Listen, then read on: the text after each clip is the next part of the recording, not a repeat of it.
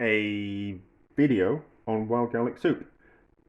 I'll be honest, I'm not entirely sure what kind of ratios we're going to use, but I've got an idea, and so we'll have a play around and we'll see how it kind of works. My idea is to basically make a white onion soup, which I've made before, which about 500 grams of onions, of white onions, which is that, gives you about half a litre of soup. So my idea is to make the white onion soup, make about 500 grams, make about half a litre, and then we'll add, I think, 100 grams of the wild garlic. We just need to whip these stalks off. We don't need those, but it's quite watery. So we'll go for 50 grams. Did I say 100 or 50?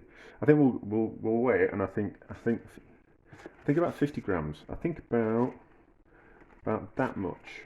I think. What was that weigh? Oh, the scales have gone off.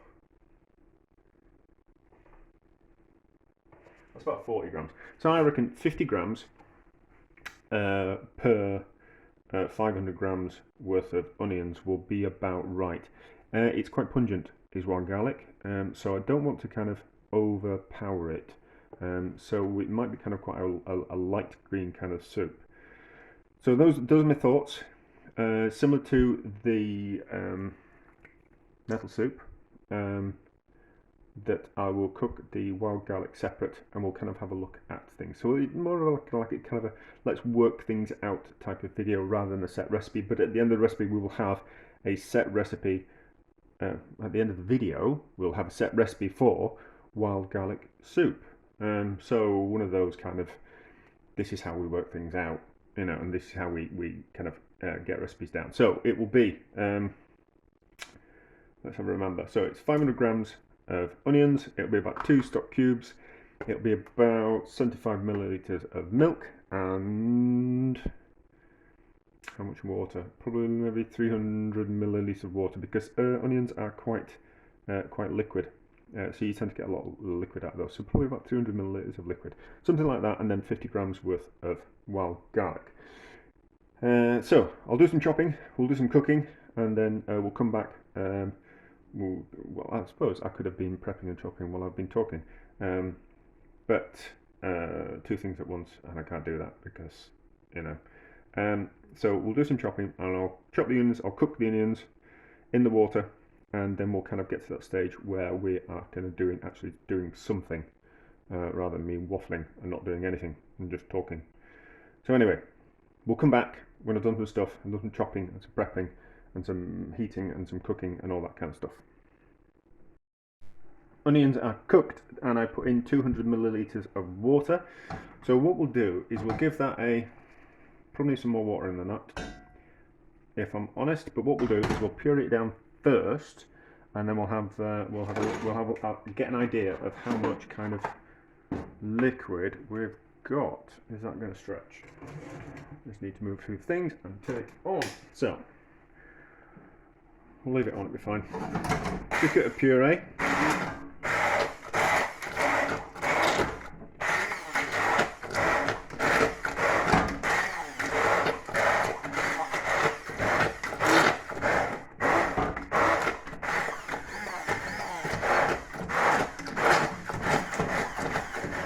Right, I reckon 200 milliliters, another 200 milliliters of water. I've got cables everywhere. I'm making a mess of things. We just need to pull the charge out of that. So we'll put in another 200 milliliters of boiling water.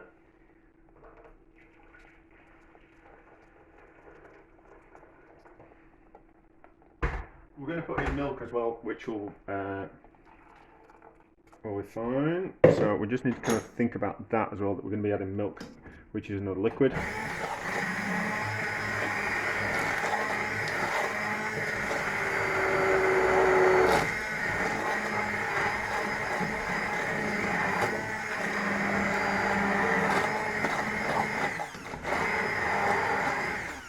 Right, let's put in the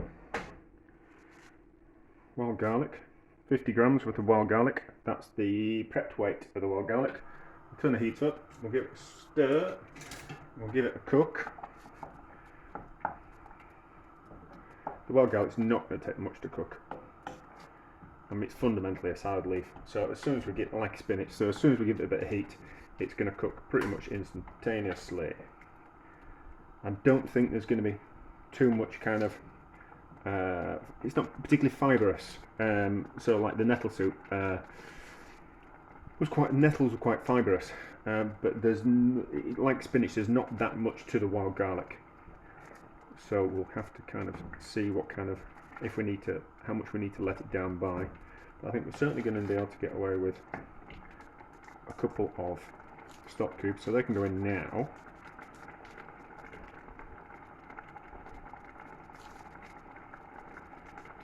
I don't want to cook the wild garlic too much.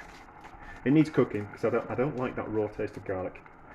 Certainly not in the soup or in a cooked dish. But we don't want to cook it too much because we don't want to lose that vibrant green kind of colour. So we also need to cook the wild garlic enough that it's actually going to puree down. So splashing everywhere. So we'll give it a go, see how we are.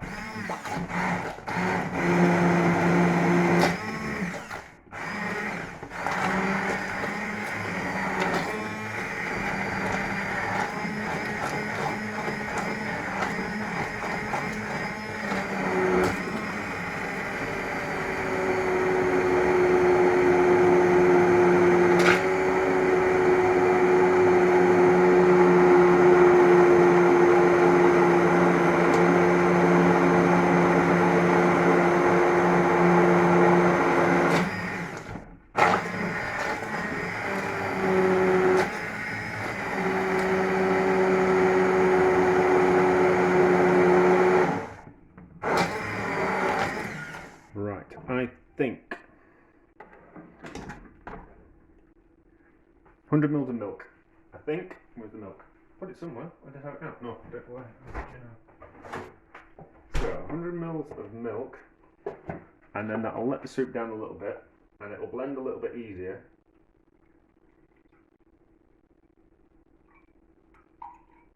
So that's 100 ml. So that into there. You don't have to add the milk, it just makes soups nicer.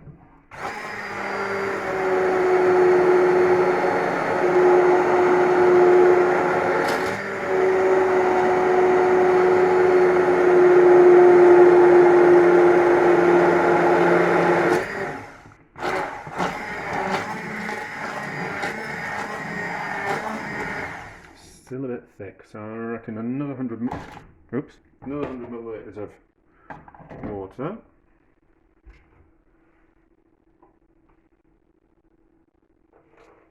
While I'm measuring it and weighing it at the same time. So another 100 millilitres. Well, probably a good consistency that. That's a better consistency.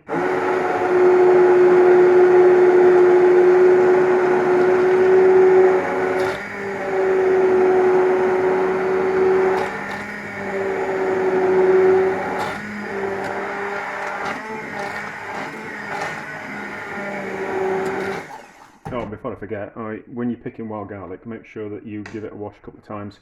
Make sure it's away from where dogs might be going to the toilet and all that kind of stuff. You just got to be a little bit careful, and where people might be treading, all that kind of stuff. Just pick where you're going to pick it from. So that's a decent consistency. Let's give it a taste.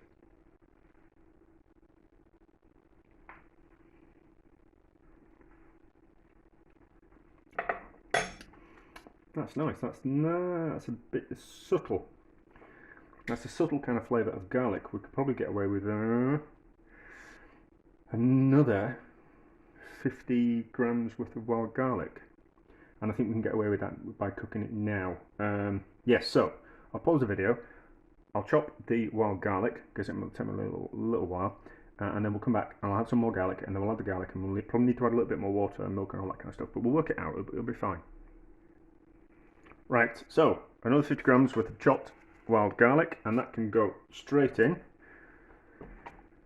I don't think we'll lose too much colour, so turn up. The only slight problem is that with adding the milk and then reheating it, the milk might kind of want to split a little bit, but that's fine because we're going to be reblending the soup. Yeah, so you have to make green soups like this. You have to make them fresh. You can't be making them, cooling them down, then freezing them, or reheating them, freezing them, defrosting them, and then reheating them, or cooling them down, put them in the fridge, and then reheating them, because you tend to lose all that vibrant green colour. So why do you, they don't take much to cook and to make, so you're going to make them fresh. Otherwise they're just going to go like grey and not particularly a nice kind of colour. So,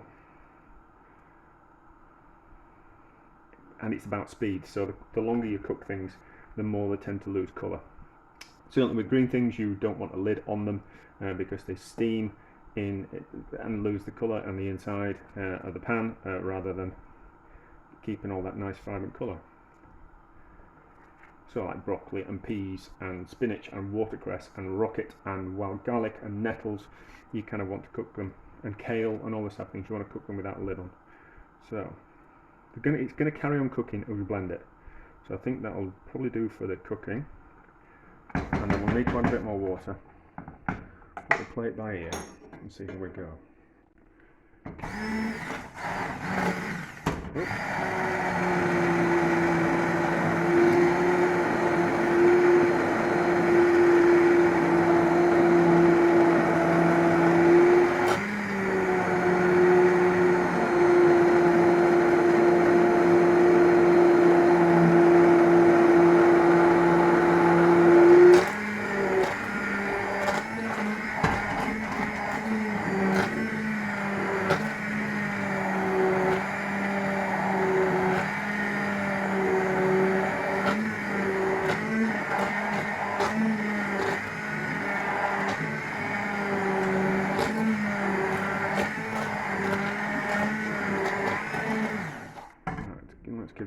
It needs to be a bit thinner than that. We need 100 milliliters of water.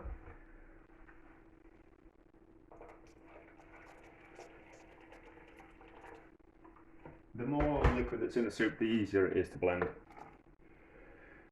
So if we wanted a really kind of, it's a little bit bitty is the soup, so it's got a bit of texture to it. So the hand blender is not good enough, so you can see all these flecks of wild garlic. The hand blender is not good enough to kind of completely liquefy everything. So if I was using the liquidizer on the kitchen mixer, that would be better. That would give like a purer colour, but it's a bit of a faff, and I just kind of think all I have to do is wash that. So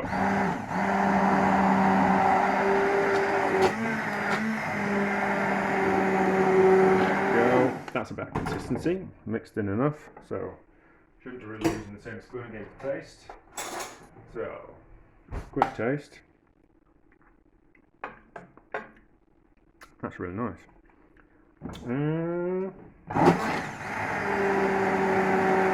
That's really nice, isn't it? That's it's and I shouldn't go through spoons like you won't believe. It's yeah, it's really subtle garlic. It's the kind of the harshness of the garlic's being cooked away, so it's nicer. Do we need another stock cube?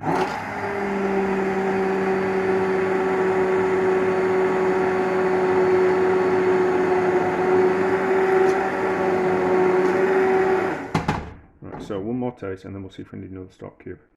There's going to be about a litre worth of soup there. Yeah, I think another stock cube, which is going to give a nice bit of saltiness and a bit of richness to the soup.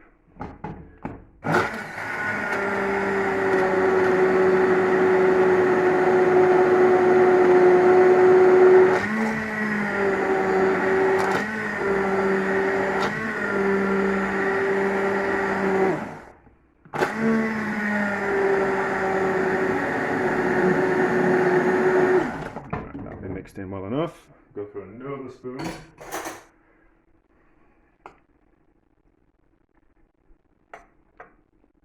Yeah, that's lovely, is that? That is lovely. So I will. Oh, we need to see how much soup we've made. So get rid of those. get rid of that. And always, we don't bang plastic on metal, we always bang it on our hand just to get rid of those bits. So let's measure how much soup we've made. Turn the gas off. We've made a mess of the stove, I know that much. We'll do this out of the way, it's just not as messy.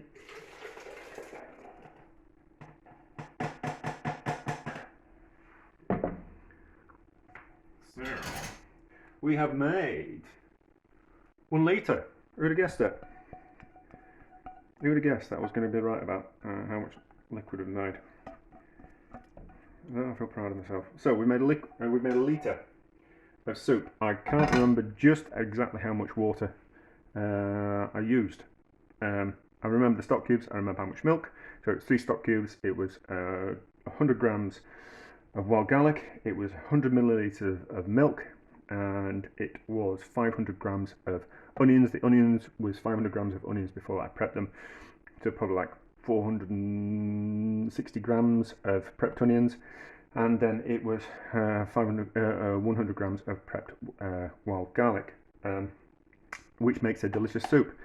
Makes a litre. The wild garlic's free. The rest of it, it's kind of, you have to pay for it, but that's really good. So I'll rewatch the video and I'll remember how much. I should have been making a note of it and jotting down how much water I've been using in the soup, but that's far too easy a thing for me to do, and I'll just have to rewatch the video. And yeah, so the method will be, if you've got this far in the video, to cook your onions in the amount of water that's in the description until they're nice and soft, and then throw in your prepped and chopped wild garlic, cook it slightly, add 3 stock cubes, add 100 milliliters of milk, and then puree that all down in one go, and then you'll have the perfect soup with a really good kind of consistency.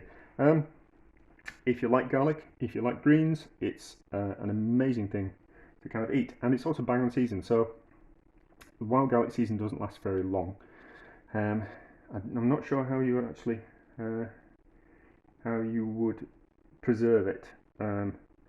I think it's a treat once a year. So, but the season is maybe about a month long from the shoots wanting to come through, and then they start getting a little bit woodier to the stalks to when they start flowering, but a lot more pungent in flavour as well. So the flavour kind of changes. At the start of the season, it's kind of quite nice and mild, and then now it's a little bit more garlicky. We're 2 weeks into the season, and then there'll be another 2 or 3 weeks worth of the season of wild garlic, and it'll get quite pungent in flavour. So it kind of changes. But yeah, it's once a year, and it's down by the riverbeds. Just make sure you pick it somewhere where it's not dirty. The dogs don't walk there. It doesn't look like there's a huge rat infestation or something like that, or the water in the stream or the rivers looks nice and clean. It's just like a nice clean area where people kind of don't go. Just go out for a walk and pick it. But there you go, wild garlic soup, which is delicious, and you should make it if you like garlic and you like green soups like that. It's one of those things which is absolutely brilliant. But there you go, and also that kind of gives you an idea of how you work out recipes. You add a little bit more, give it a taste. I think it needs a little bit more seasoning. You season a little bit more, add a little bit more water, add a little bit more milk, puree it down again, give it a taste, and keep an eye on what make you a proper note of your recipes rather than what I do, which is just kind of wing it a bit, and then you kind of work out recipes like that, like a little bit of this, a little bit of that. Doesn't the right kind of richness to there. Doesn't need some milk to just kind of get rid of the harshness of the garlic. Doesn't need to be a little bit richer with more stock cube. Does it actually need salt instead of a stock cube? That type of thing. I use stock cubes as a seasoning because it's like a set amount. There's no arguing. If you add 3 of those to a certain amount of liquid, it tastes a certain way. So you don't have to think about adding salt or pepper or those type of things. So it's just a nice way of seasoning, and quite a cheap way as well, and adding lots of flavour. So, but anyway, yeah. So it's kind of a video on wild garlic soup, but also a video on how to work out recipes, and kind of if you ever want to kind of work out a recipe for a soup, this is how you do it. A little bit of this, a little bit of that. Make a note of it. Taste as you go along. But anyway, there you go. Wild garlic soup. Give it a go.